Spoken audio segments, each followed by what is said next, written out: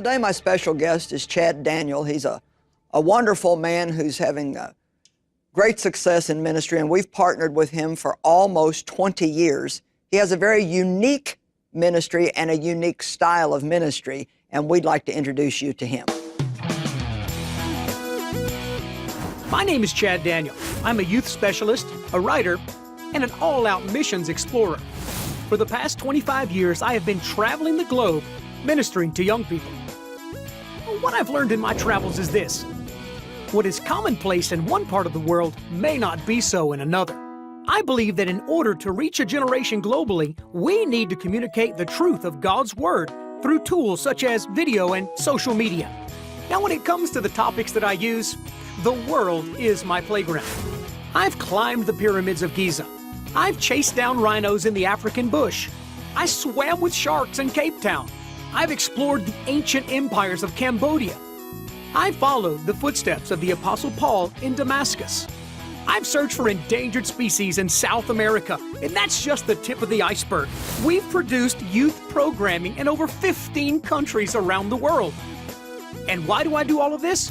For one reason only, and that's to create a media-based discipleship tool for young people. The Youth Fight Project is currently comprised of 30 DVDs, produced in 14 languages, and airs on over 800 stations around the globe. Through equipping and empowering international pastors, leaders, and parents, we are developing disciples around the planet. The Youth Fight program has opened opportunities to speak to hundreds of thousands of young people face to face through large community outreaches, school assemblies, church meetings, and live media events. It is truly amazing to see the hand of God touch and deliver a generation who respond to Him in faith. And with the help of individuals and ministry partners around the world, we have and can continue to demonstrate the love of God to a generation that has everything to live with, but nothing to live for. Well, today we're going to be talking about a subject that is rarely talked about on television, I think, but really needs to be talked about, and that's suicide. And so we want to start, Chad, by just asking you about your personal experience with suicide concerning your relationship with your father. Yeah, suicide is one of these taboo topics in church, especially taboo topics in Christianity, because there's a lot of embarrassment, a lot of shame attached to it. But my father committed suicide many years ago, but it was very under unique circumstances. My father and I didn't have the best of relationship. My relationship with Jesus had put a wedge there to some degree. Before I moved overseas, I got a knock on the door from a police officer who had came and asked me, said, "Are you Chad Daniel?" I said, "Yes." He goes, "Is so-and-so your father?" I said, "Yes." He goes, "I hate to tell you, but he's deceased. We couldn't find anybody. Wanted to let you know." So I quickly made my way to where he was living, and I went into the apartment, which was walled off in caution tape because they didn't know if it was a murder. He had been there for a number of days. And so I cut the caution tape and went in through the back window. And as I walked through the apartment, I realized that something wasn't right. I knew my dad, I knew his personality, and I knew his quirkiness. And I found a notebook that had been hidden. The investigators didn't find it. And there I found a note. And the note was directed at me and my sisters, but more directed at me. And he says, "You know, kids, the most important thing in life is money." And he had a number of issues. But the thing that struck me most was he said, "Dear Chad," he said, "I don't want you doing my funeral. I don't have anything to do with your Jesus." He said, he just chewed me out and just rebuked me and said how disappointed he was in the fact that I had this relationship with God and I was a fanatic. And I closed the book, and of course it was a very emotional time for me. As I left the living room and walked into his bedroom, by the light of the street light, I noticed that over his bed there was a picture hanging. It was a picture of me as a baby. And I thought, you know what, my father loved me. But my father had a real problem with this God whom I had given my life to 100%. And at that moment, God spoke to me, says, "Chad, though your mother forsake you, though your father forsake you," he said, "I will never leave you." That's right. And it was that point that I said, "God, take this event in my life and use it to touch the lives of young people around the world." That's the thing right there. He was able to take the mess and use it as a platform to communicate a message. I just did a teaching a couple of weeks ago called Learning How to Fight Like a Christian. And I think that, you know, when bad things happen to us, we do feel anger, and we certainly want to get somebody back. But the way that Jesus fought was by doing good. And so you did the best thing that you could do by taking that tragic thing that could have actually even turned into the same kind of situation for you if you wouldn't have known God. You could have just thought, well, my father hated me, I'm rejected, nothing's working. You could have went downhill with that, but you decided to take it and do something good with it. And so now you actually have special crusades around the world for teenagers specifically that are having problems with suicide. But also, a lot of adults are responding to that. Lots of adults. Tell us a little bit about, of course, you and I have talked privately. You've just been shocked by the number of young people that are having problems with this. Well, the number is bigger than anybody would ever know. Unless you have an event like this, unless you're able to open up dialogue on a larger level, you can never, ever get the accurate numbers. We started doing life events probably 4 years ago, and it's an anti-suicide event. I got a phone call from a public school in Texas and said, we've had a rash of suicides. We saw the website. We know this is what you do. Will you please come in? When I got there, it's a public school. And the administrator said, it is such a problem. They said, we know that the only hope for these kids is life and is God. Will you please do what you do? I said, well, it could be a problem. They said, we don't care. We've lost too many kids. Let the message come out. And I did a generic, just a communication with the kids from a chapel perspective in the auditorium. It was 1,800 kids there. I said, how many of you right now are dealing with thoughts of suicide, you've attempted suicide, or you are contemplating doing something because of overwhelming depression? Over 1,000 kids raised their hand. Wow. Wow. And this was in a controlled environment. Wow. We did meetings in Africa. I've done meetings in Swaziland. Same question. How many? And thousands raise their hand, and thousands respond, come forward. Just recognizing that if I don't get some supernatural help, this supernatural thing is going to wind up taking more of me than I'm willing to give. I think one of the things that's happening in our society today is there's just so much hopelessness for people who don't have a relationship with God. And so if you take a young person whose parents are not really actively serving God, and I'm not really even just talking about, quote, going to church. You know, I mean having a relationship with Jesus that's living and vital. If young people don't have that hope, I mean, what is there? And so what do you find? What path are they going down mentally and emotionally that's getting them to this point of not even wanting to live? Well, they've got such issues that show up. They've got identity issues, the sexuality, who am I, the acceptance issues, father, authority issues. We've got this peer pressure. Peer pressure. It goes down the line. Look at Facebook. Look at Instagram. Look at Twitter. Everybody wants who's liking me, who's accepted me. Did they like my post? Did they reject me? And so we've got this storm, this tempest in their heart, and it forces them to make decisions that are eternal based on situations that are temporary. And it's really, would you say that is it safe to say, because I don't want to exaggerate it, are the young people today really more at risk than at any other time? I think it is one. If you look at the numbers, just from 2000 till now, the numbers have increased by tens and 20s%, especially teenagers, not just who have attempted, but those who've actually followed through. But because there is a lack of family structure, a lack of community, we've become so involved and inward because of the media devices we have, social media, television. They're at greater risk because they're isolating themselves. Remember, when a teenager begins to isolate themselves, that's when they begin to get preyed on. And you can see the signs, the hallmarks are everywhere. They begin to cut, they begin to lose friends, they begin to do a lot of self-deprecating things, just communicating, saying, will somebody please get me out of here? I don't know what to do. And it's sad indeed, the number of people today that they're either giving up and not wanting to live at all, or they're responding very violently to life. And I think that that's the other thing that we're seeing today. You know, we see so many like people walking into malls and shooting a bunch of people, or kids taking bombs to school and things like that. But don't you think that's just a cry for people saying that, you know, I'm angry because there's nothing to hope for? Well, the message of life, when communicated the way that it should be communicated, is always going to instill hope in people. And because there's such shame attached to even thinking these thoughts, most teenagers will not come out in the open and begin to just openly communicate with you, even adults for that matter, and to say, this is what I'm dealing with, can you help me? Because there's such pride that's taught that we must stand up, we must fend for ourselves. I read something the other day. I've had friends who've been in the military, and the number of veterans who are now taking their lives is off the charts, and nobody's talking about it. The number of teenagers just because of this isolation, hopelessness, lack of community, lack of communication with family and friends. They're looking at suicide as an option. And if we don't begin to tackle this and deal with it as a church community, as believers, and communicate hope, I think it is a road that's becoming wider as we speak and as we choose to do nothing about it. We're going to be back in just a minute after this break, so please stay with us. We're going to talk about some really interesting things. Well, we're back with Chad Daniel, and we're talking about some really key issues today for our young people as well as adults. Well, Chad, we're talking about suicide. Yeah. And you shared earlier that your father had committed suicide. So at least if you're dealing with anything like that, you know that we at least know the pain of that and we understand it.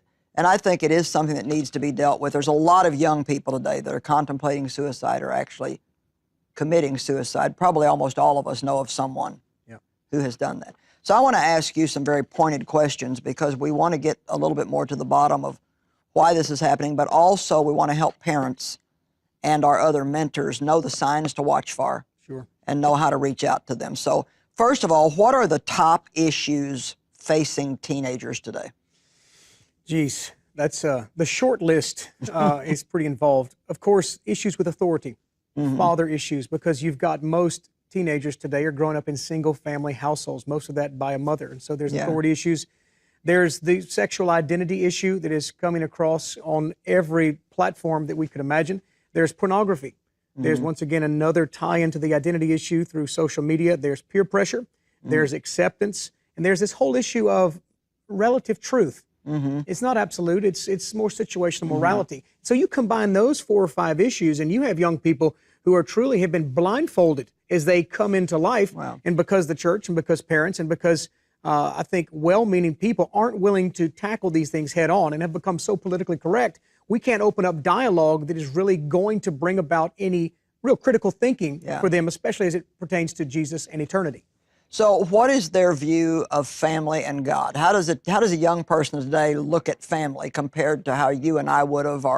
Well, that quote, nuclear family is changing. I mean, I talk to people all the time who they don't attend church regularly. They probably, I think, watch more television church, and whether they've been hurt or whether they're just too busy and the kids have too much going on.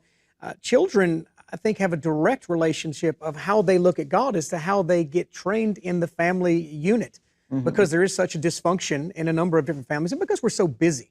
We're so busy working and trying to pay bills and do I just hate that word. I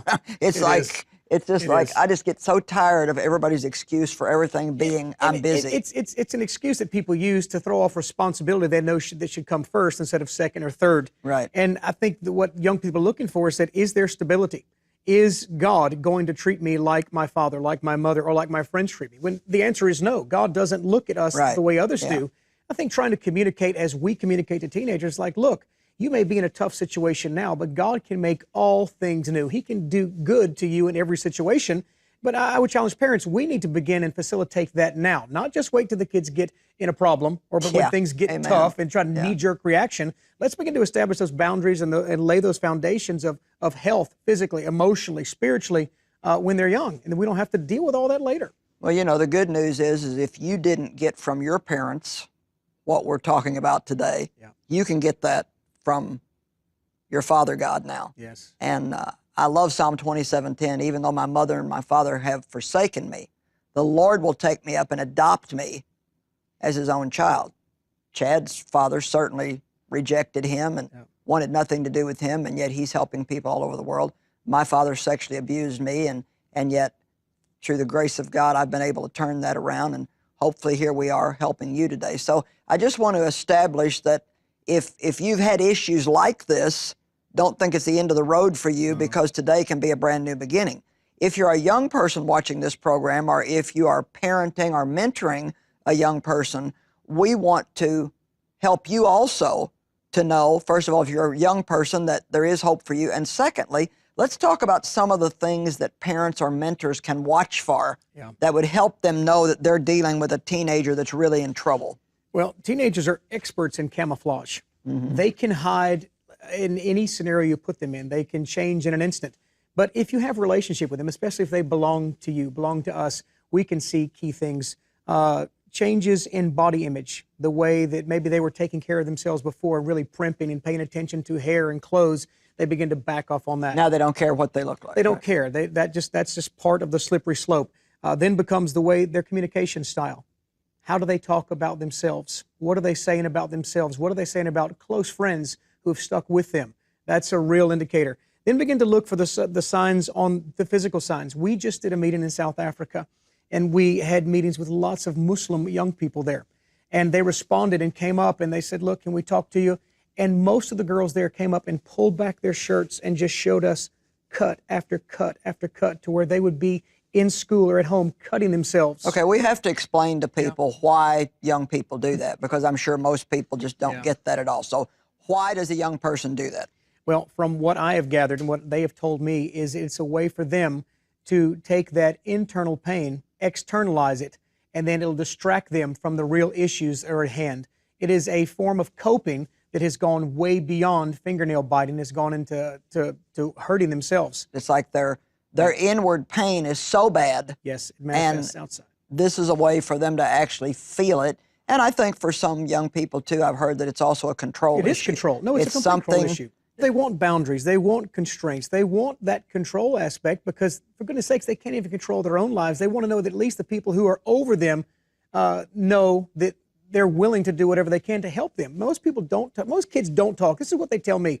Chad, my parents don't have time for me. Right. He said, they're always on the phone. They're always working. They're always trying to do this and do that. I wish that they would just take time and listen to me. Not talk, listen. Checking their Facebook status. Yeah. That has been probably one of the single most detrimental things, I think, to the family unit is this social individualism to where we're all together. I tell my kids, you cannot have your iPhone at the dinner table. You cannot have your iPhone at church. Turn it off. Give it to me. I will throw it across the room. Yeah. I said, this is our time together. And you have to make some real boundaries, and they're tough decisions, but you know what? They love it. Okay, what about bullying? Because we're hearing a lot about that today, and that's like horrible. Even the whole social networking thing can play into that, because when I was in school, if somebody didn't like me, maybe a handful of people knew it. Right. If they had something bad to say about me, a handful of people might have known it. But today, if somebody doesn't like you, It's a problem. they tell the whole world. So talk to us about that a little. One click of a button and your whole life can be exposed. And the bullying thing, I read an article that there's over 148, 150 million fake Facebook accounts. Fake. That have nothing to do. Somebody is hiding. Somebody is creating these accounts to be used as a bully pulpit, to use to facilitate the hatred, aggravation, racism, whatever. But we've had girls in our church who have gone through this. Moment of indiscretion, got themselves in a problem, pictures taken of them, posted on Facebook. The thing makes the social media rounds, and the kids are devastated. They are completely demoralized, and they begin to consider suicide. I said, my gosh, this has gone way beyond what it would ever have been. Yeah. I tell my son all the time, remember, when you post it online, it's for the world to see. And it's hard to take those words back, especially in the digital age. You just can't go forward and re-unsend the text. Well, you know, we all want, crave, need acceptance. Yes. I mean, there's no doubt about that. I mean, this whole rejection thing is hard enough for a healthy adult, let alone for a teenager who's still trying to find out who they are. And so even as parents, I think we need to go the extra mile to make our children feel good about themselves, to compliment them. And, you know, obviously every generation, whatever child you're raising, they're a lot different than you were when you were coming up. And it's very easy to look at them and think, well, you know, that looks stupid. What you're wearing looks stupid. You know, your hair looks stupid. Your habits are stupid. And yes, things can get out of line and they need to have some direction and some correction, but we need to be a little more accepting of people as they are and realize that a lot of young people are just trying to fit in where they're at. They are. They just want to be accepted, and they'll do whatever they can to fit into a particular group. Look at gangs, look at social cliques and some of the things that go on. But I'd always tell my children, I said, look, don't base your popularity on the amount of likes or followers you have on some of your social media, because those are not real numbers.